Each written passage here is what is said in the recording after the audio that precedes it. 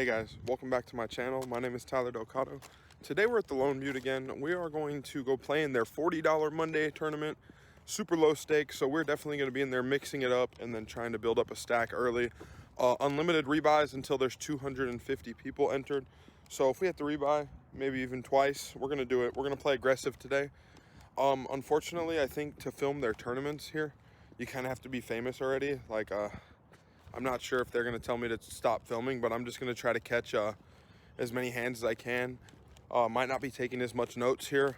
Might have to just, give you guys some raw footage of the tournament and try to focus up and win a couple flips early and maybe make the money. We'll see.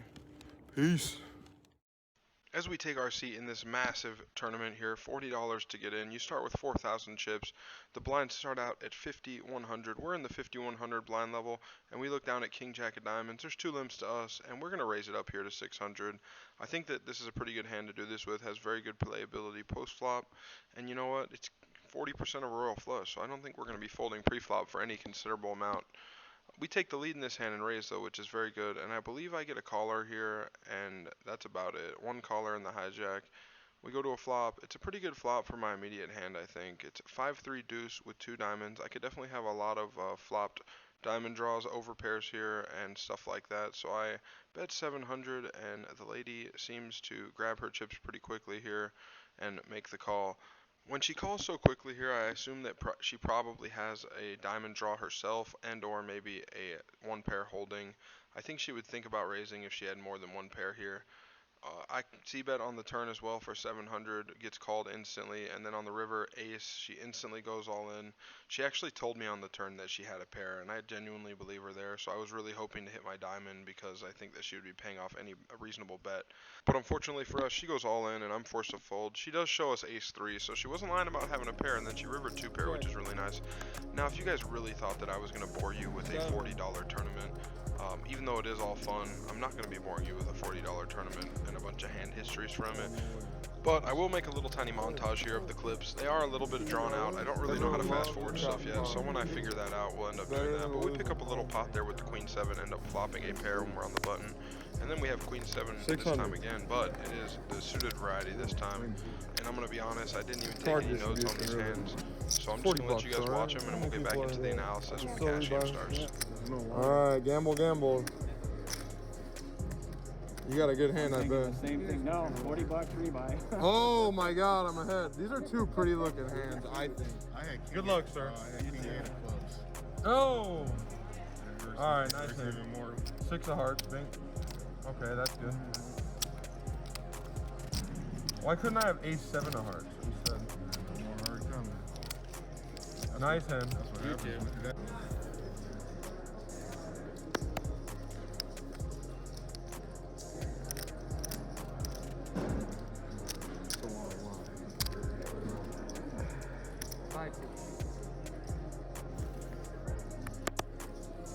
John Chance for the tournament, John Chance.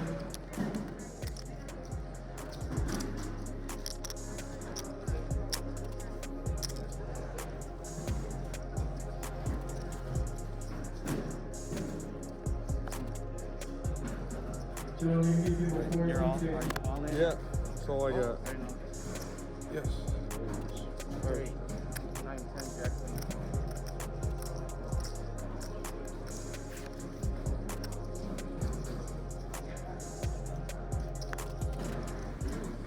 Understood.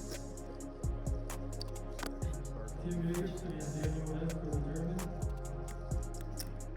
Oh, there's already alternates too, so it might be a little slower.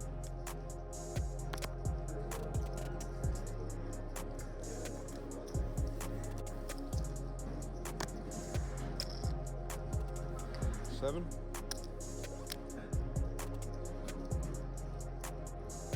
That's it, right? After me?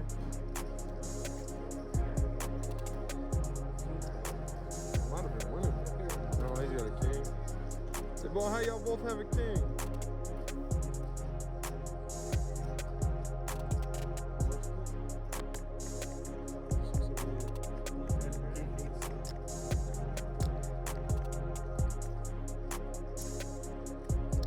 Probably fold, but I got 300 in there. I don't think I can fold.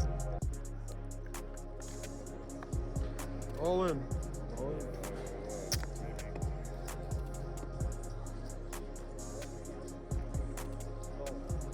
Oh. That means I'm dead, right? I need 2 pairs, maybe? Oh, nice hand. 2 pairs. Oh, no. Okay, Did I win? tens and eights. No, no. Dang, I didn't win. So what can we buy in? Yeah.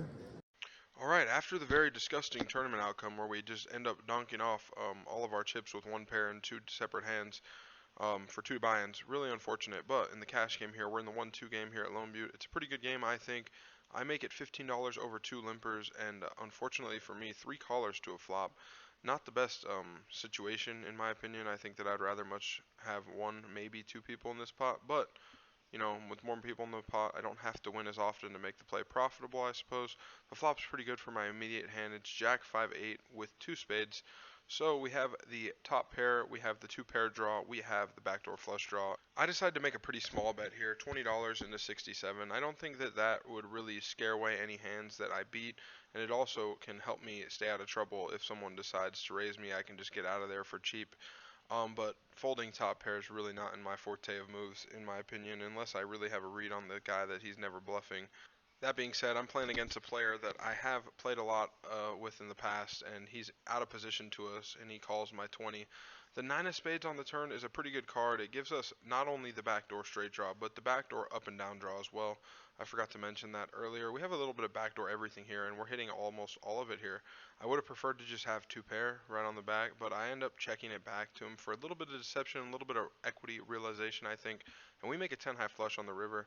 And just because I think that he could definitely be slow playing some strong spades here, I check it back. A little bit of scared money. I think I should be getting a bet there on the river, but I didn't, and we end up winning against an unknown hand. He did kind of point out to me that I was ahead the whole time, so it's not like it was a big bad beat or something. Obviously, a lot more money would have been in the pot if he had a stronger hand than Jack 10 on that board. I believe it's the very next hand. I'm not certain. Actually, I think it's 2 hands later because we are now in the big blind and we have pocket 5s. There's an under the gun open to 12, and I think that this player is kind of like not new to the game, but he definitely just plays his cards face up, and I don't think he's very keen to getting a lot of money in the pot with a marginal hand. So unfortunately for him, the flop comes out pretty stinking good. It ends up coming out 10-6-5. When I flop the set here, I just immediately check, looking to check raise most likely, because I think he's going to be betting with most top pairs, most over pairs, and especially some big flush draws. I don't think that I need to be raising too big here if I do get a check raise in, but unfortunately he checks back.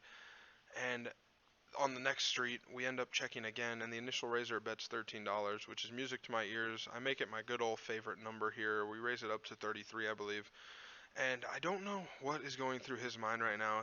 He ends up folding, though, which is very unfortunate because he claims to have a king, and if he has a king there and plays it that way, he should be calling. Oh, you were bluffing? That's a shame.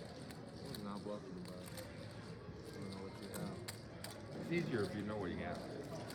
What do you think I have? King 10. It's so far from the truth. 6-5. So he said he wasn't bluffing, he said that he had a king, so I guess it's a really good laydown for him. He only had about $60 behind his 13, so I didn't want to just put him all in and scare him off the pot. That's why I made it 33, but I guess I made it look too much like value in his opinion because he snap folds a king almost immediately when it get back to him. And I just honestly don't think he should be playing a king with $70 behind to hit a king on the turn and then not play the hand, you know? But I digress. We end up in the next hand with the beautiful ace-10 offsuit. I think it's one of the worst hands I would probably open here. I don't think that it's the best open for sure, but we end up getting the job done, flopping an ace here and taking down the pot, which is really nice, I think. In the next hand, we look down at a very playable 4-5 of hearts on the button. We could definitely be 3-betting here in position, but it's a really short stack under the gun, and he's the one that raised, so I'm just going to be calling here.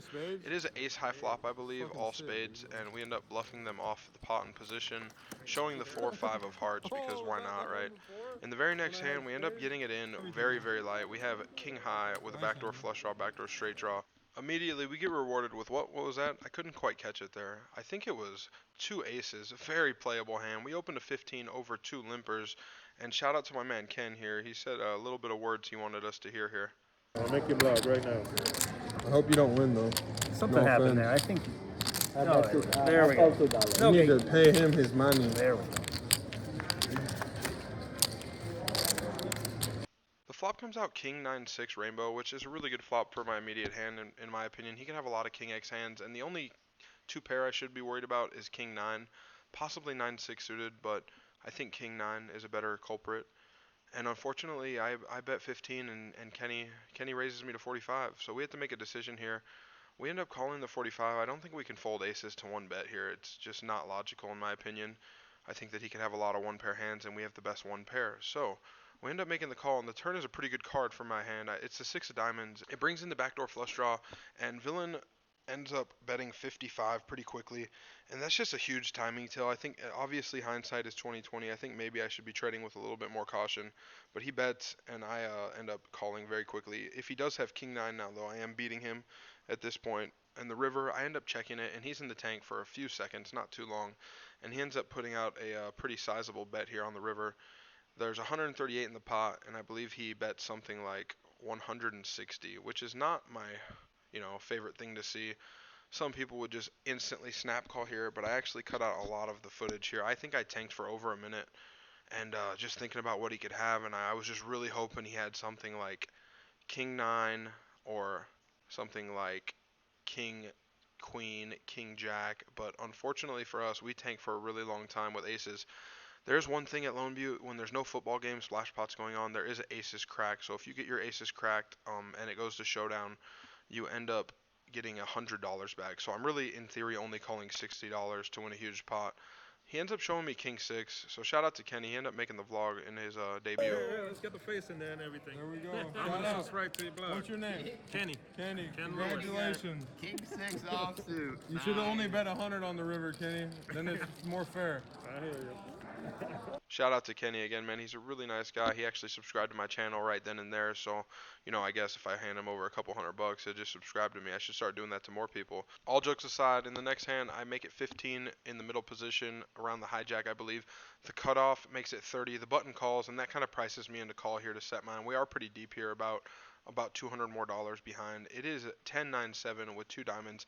Not the best flop for my immediate hand, and really not the best flop for my range. I guess I could have a little bit of Jack 8 and a little bit of 8-6. And while I do have the nut advantage, he definitely has the strong hand before the flop advantage. So I really should just be folding this hand specifically. Oh, man. You got a big draw, sir? No.